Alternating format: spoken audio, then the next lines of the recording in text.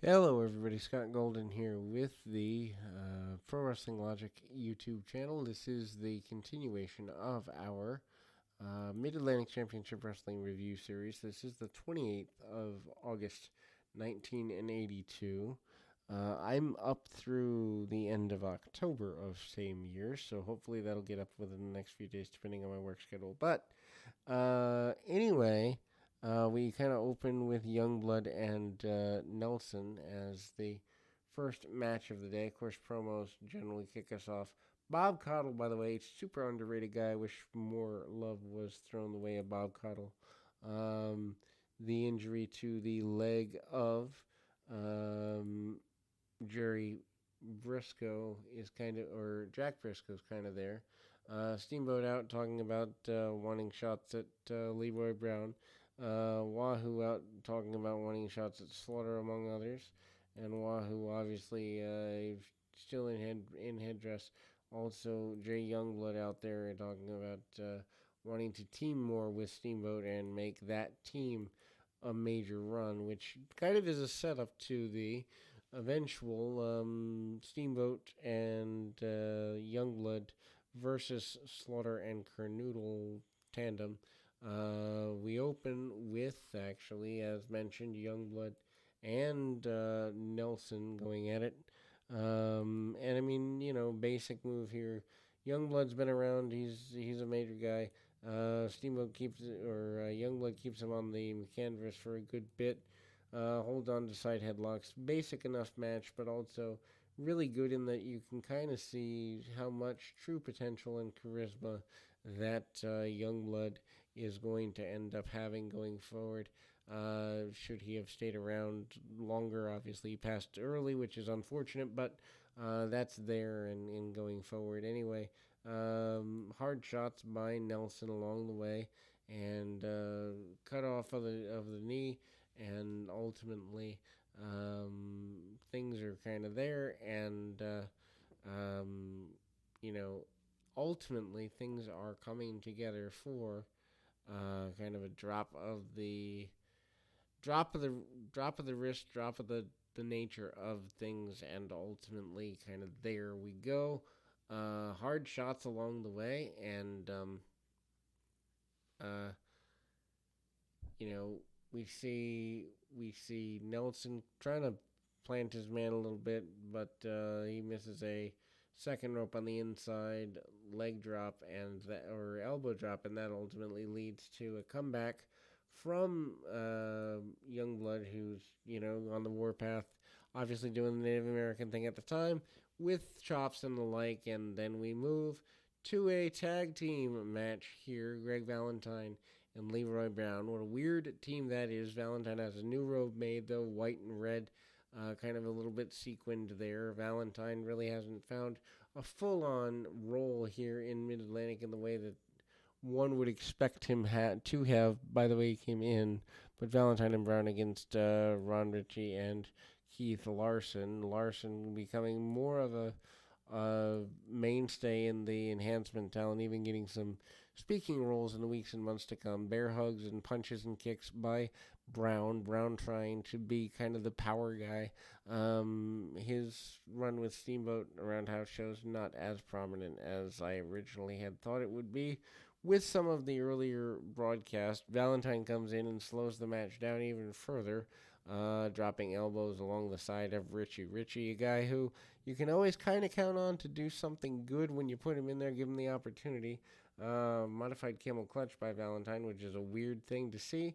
Leroy Brown hitting a couple of shots there and some Irish whips and other basic things, but basic stuff there. Uh, and Valentine tosses his man to the outside. Debate about and dissension about after this match ends. Of course, Valentine leading to the victory for his team with kind of that brawling style, but also the run to the figure four and the pull of the uh, tights and all of that, trying to get an extra advantage. But Pork Chop Cash and Iceman Parsons talking about two things for the most part: their disappointment in Leroy Brown, but also their desire to get the Mid Atlantic Tag Team Championships going in their general direction, which eventually does end up happening. Just a little spoiler from something 40 years ago. Anyway, we go to Paul Jones and Iceman Parsons. Parsons, of course, now a member of Humperdinck's army, and Parsons, and Parsons and Cash, kind of a team on a back and forth basis. Jones gets caught with the armbar. Jones really cinching up on selling and doing a really good job of it. No illusions there, but still at the same time being hooked up and sawed up there. Um, Ultimately, hard shots by Paul Jones, and Jones manages to do everything he possibly can to cut the match off, get the match going as slow as possible for his own benefit, because obviously he's at an age at this point close to 50, I think. Not 100% sure on that, but I would be surprised by that at all. Anyway, trying to keep things going in a direction that allows him to move a little slower. He doesn't slow down on the actual wrestling side for a few more years yet, but it's there, and you can see he's starting to pick his moves a little more aggressively, assertively. Takedowns by Parsons. Parsons and Jones kind of stay toe to toe a little bit, but Jones obviously getting the eventual win here, and then promises by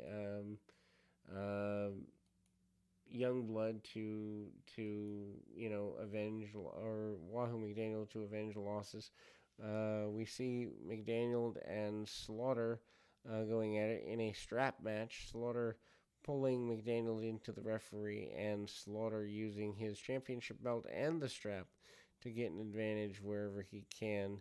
Clashes, and Humperdinck trying to get some distractions, some issues as it relates to Slaughter really kind of, dominating and being extra heelish.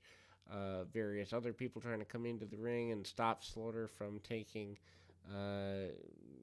damage out on that. But finally, Jimmy Valiant comes in, but he gets jumped as there's complete schmoz from this arena show there, as it relates to kind of putting Humperdinck's army and Jimmy Valiant together.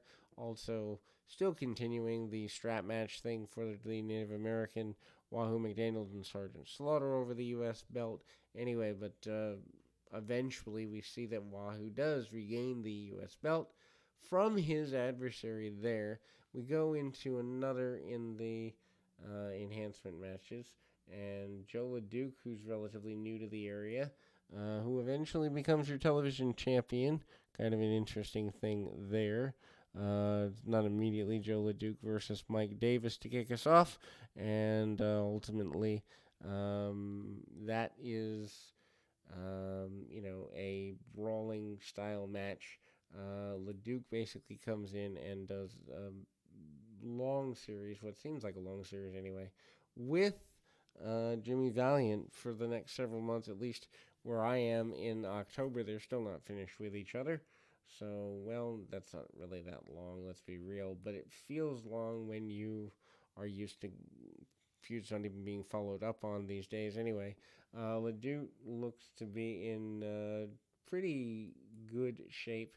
Punch kick, very basic maneuvers. You're not going to see a lot of technical stuff there. Clothesline out of the corner, and being under the control of Humperdinck is not good for the future of things. Anyway, he manages to get a victory relatively quickly and easily. LeDuc challenges just about anybody and manages to show amazing mass with his, kind of his back, and just challenging anybody and everybody that will listen.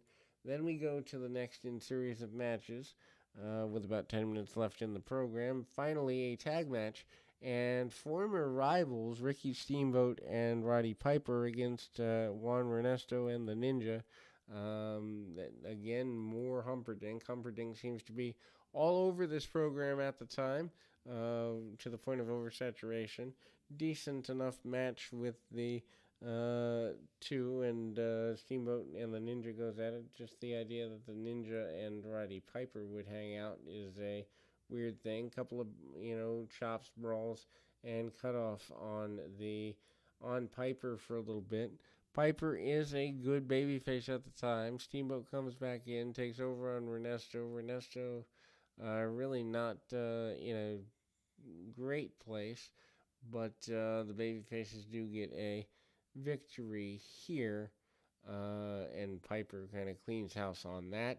Then we go to more, and actually the crossbody from Steamboat is what gets them the victory anyway.